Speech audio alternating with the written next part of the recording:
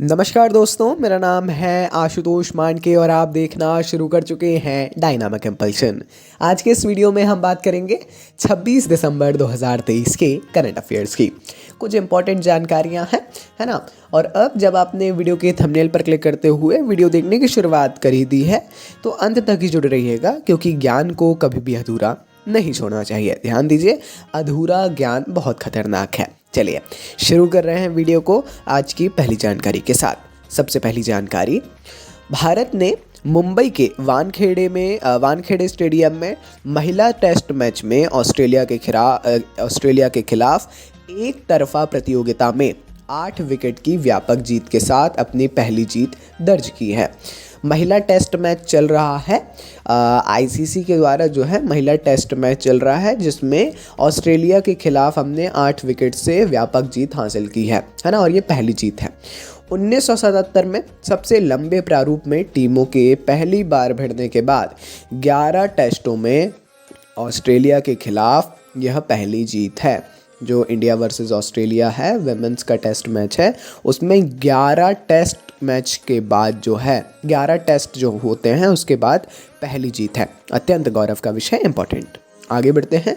पिछले वर्ष की इसी अवधि की तुलना में इस वर्ष जो है अप्रैल से नवंबर तक भारत में बिजली उत्पादन में 7.71% और कोयला आधारित बिजली उत्पादन में 11.19 है ना, 19% उल्लेखनीय वृद्धि देखी गई है।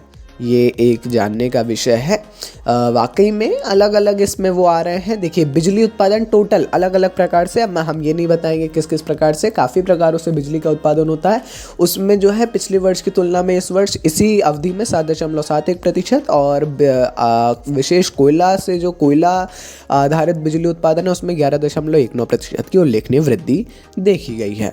मंत्रालय ने कहा कि भारत दुनिया में ऊर्जा का तीसरा सबसे बड़ा उपभोक्ता है। जो बिजली है उसका तीसरा सबसे बड़ा उपभोक्ता है भारत, और वार्षिक बिजली मांग में लगभग 4.7% की वृद्धि हुई है। जाहिर तौर पर मांग पर भी वृद्धि होगी, है ना, उत्पादन में हुई है, तो ये भी इम्पोर्टेंट है। आगे बढ़ते हैं।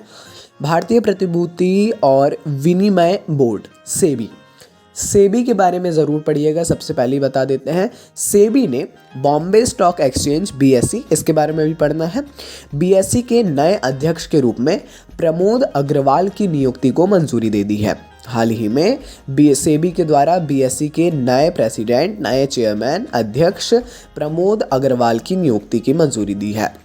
स्टॉक एक्सचेंज की नियामक फाइलिंग के अनुसार अग्रवाल का कार्यकाल 17 जनवरी 2024 को शुरू होगा। घोषणा कर दी गई है, नियुक्ति कर दी गई है, लेकिन ये पदभार ग्रहण करेंगे 17 जनवरी 2024 को।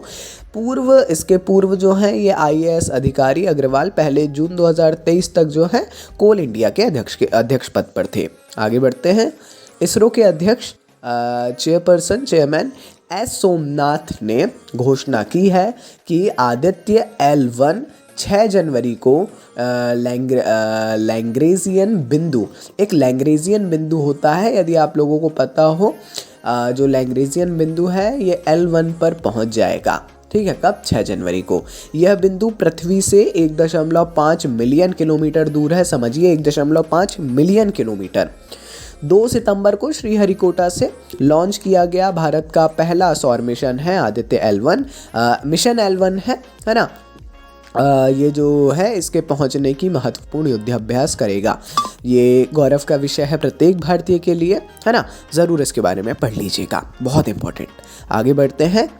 संयुक्त राष्ट्र ने 2024 को, जैसा कि हम सभी को ज्ञात है, 2024 आने क्या वाला है, लगभग बस आज 26 है, 4-5 दिन है बस, है ना। 2024 को अंतर्राष्ट्रीय कैमलिट्स वर्ष के रूप में नामित किया गया। मैं एक प्रश्न आप लोगों से करता हूँ, 2023 में जो है किसका ये वर्ष था? तो अगर कोई भी करता है मिलेट्स का, ठीक है, श्री अन्न का, और अब ये है कैमलिट्स का। ये कैमलिट्स क्या है? ऊंट, लामा, अल्पाका, बिकुना, गुआना को दुनिया भर के शुष्क भूमि और पहाड़ी जो रेंज लैंड हैं इनके पारिस्थितिकी तंत्र में लाखों परिवारों के लिए आजीविका का एक महत्वपूर्ण स्रोत है। उनमें से अधिकांश चरवाहे हैं।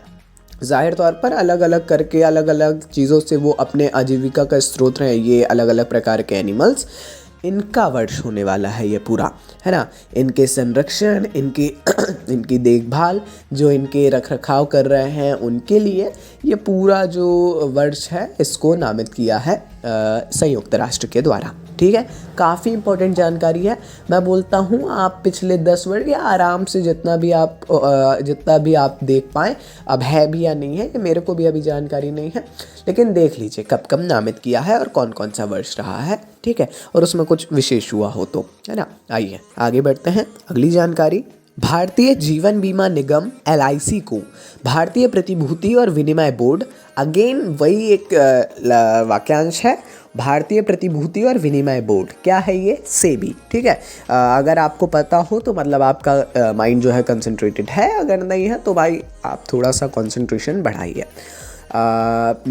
द्वारा निर्धारित न्यूनतम सार्वजनिक शेयर धारिता मानदंडों का पालन करने के लिए मई 2032 तक का समय मिलेगा।